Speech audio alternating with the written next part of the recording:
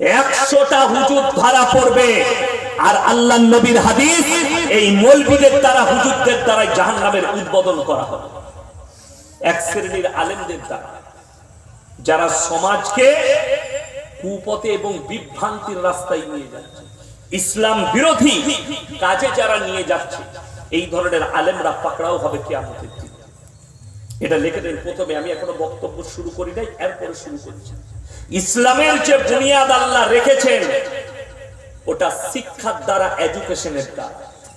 আজকে আমাদের দেশে পীর হতে গেলে মাদ্রাসায় পড়া লাগে না, মৌলবি হওয়া লাগে না, খালি বাপ পীর হলেই বেটা পীর হয়ে যায়।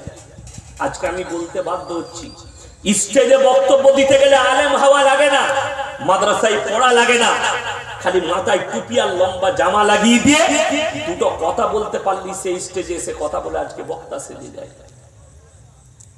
আমার মুসলমান ভাই, অথচ ইসলামের বুনিয়াদ আল্লাহ রেখেছেন শিক্ষার দ্বারা, এডুকেশনের দ্বারা। কোরআন খুলে প্রথম সূরা পাবেন সূরা ফাতিহা, দ্বিতীয় সূরা পাবেন সূরা বাকারা, তৃতীয় সূরা পাবেন সূরা আল ইমরান, চতুর্থ নম্বর সূরা পাবেন সূরা নিসা। এইভাবে কোরআনটা গচ্ছিত আছে।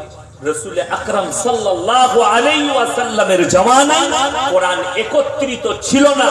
আল্লাহর রাসূল চলে যাওয়ার পরে হযরতে উসমান গনি রাদিয়াল্লাহু তাআলা আনহু কোরআনটাকে একত্রিত করেছেন। জোরে বলুন সুবহানাল্লাহ। শুধু তাই নয়, এই কোরআনের আয়াত পৃথিবীর বুকে আল্লাহ যেটা প্রথম পাঠালেন নবীজির কাছে, ওটা হচ্ছে ইকরা বিসমি রাব্বিকাল্লাযী খালাক। নবীজি গারে হিরার মধ্যে ছিলেন, আর আল্লাহ জিবরিল আমিনের মাধ্যম দিয়ে কোরআন পাঠালেন, হে নবী পড়ো। নবীজি উম্মি ছিলেন, দুনিয়ার বুকে নবীজি কারো কাছে লেখাপড়া করেননি। এই শব্দটা শুনে অনেক জনা মনে মনে করবেন হুজুর তাহলে নবীজিকে মূর্খ বলছে। না, তুমি শেষ প্রান্তরে গেলে না। নবীজি সাল্লাল্লাহু আলাইহি সাল্লাম পৃথিবীর আদি থেকে অন্ত পর্যন্ত সৃষ্টির শ্রেষ্ঠ। জোরে বলুন সুবহানাল্লাহ।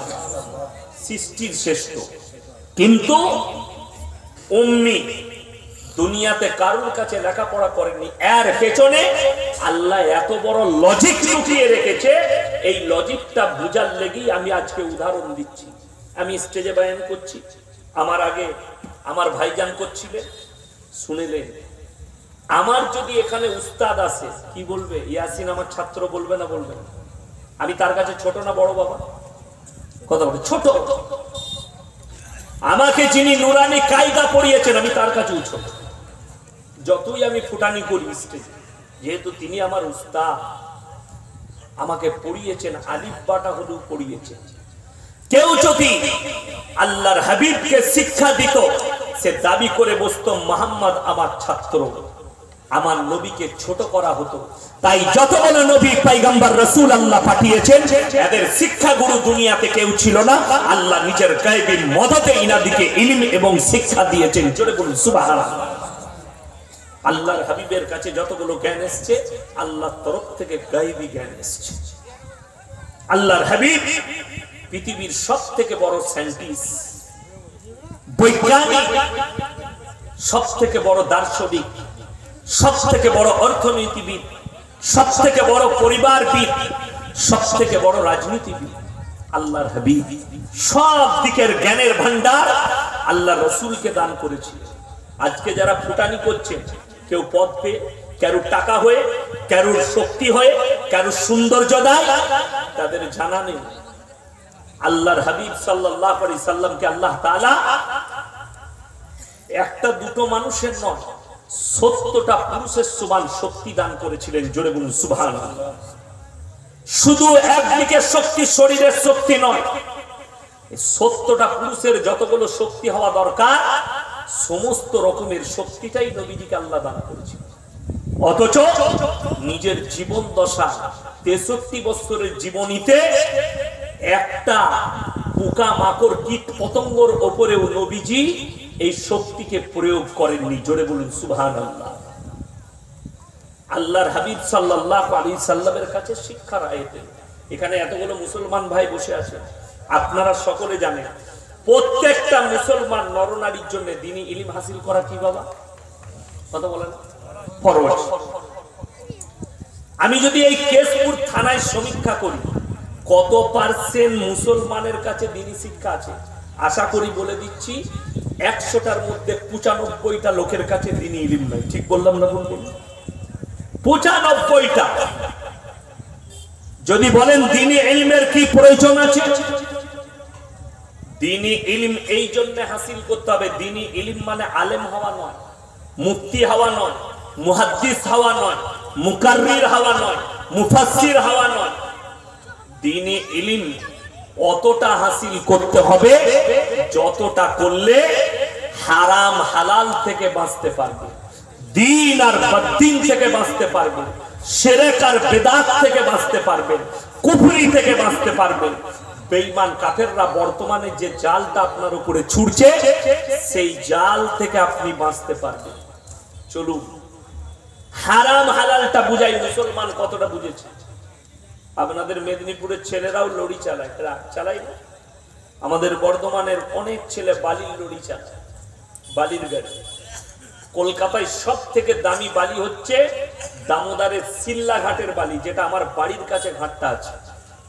অনেক মুসলিম ছেলে ট্রাক চালায়, হাই রোডের উপরে লড়ি দাঁড় করিয়েছে। এখালি কিরকম মুসলমান বুঝে দেয়, মুসলমানদের যুবক লড়ি চালায়, হাই রোডে দাঁড় করিয়েছে। ঢুকি হোটেলে ঢুকি বললে ভাই এক বোতল মদ দে তো, মদ খেয়ে নিল। এরপরে বলছে দাদা মুরগির মাংস আর রুটি নিয়ে এসো। সে বেচারা হোটেলের কর্মচারী মুরগির মাংস আর রুটি এনেছে। তখন জিজ্ঞেস করছে এই জাতে মাতাল হলে কি হবে, তাল ঠিক আছে। তখন জিজ্ঞেস করছে ভাই মুরগিটা জবাই না কাটা, আর মার হারাম করকে জুতো করে। আচ্ছা যে লোকটা মদ খেলো তার আর কাটা কুটা দেখে লাভ আছে? কথা বলে লাভ না। আমি বলে যাচ্ছি আমার ভাই, আপনি মনে করছেন তৈবুর রহমান ভাই অনেক দোয়া আপনাদিকে দিয়ে গেল, দোয়া নিয়ে গেল, আর আমি লাস্টে দোয়া করব, দোয়া দিয়ে যাব, আপনি মনে করছেন দোয়া একদম ফার্স্ট ক্লাস কবুল হয়ে গেল।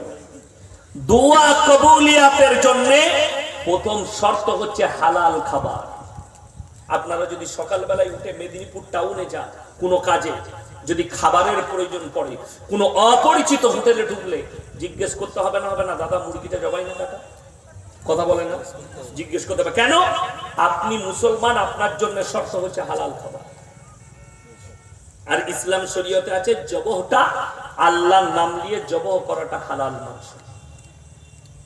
আপনি এটা বুঝে গেলেন যে জবাই করা মাংস খেতে হবে।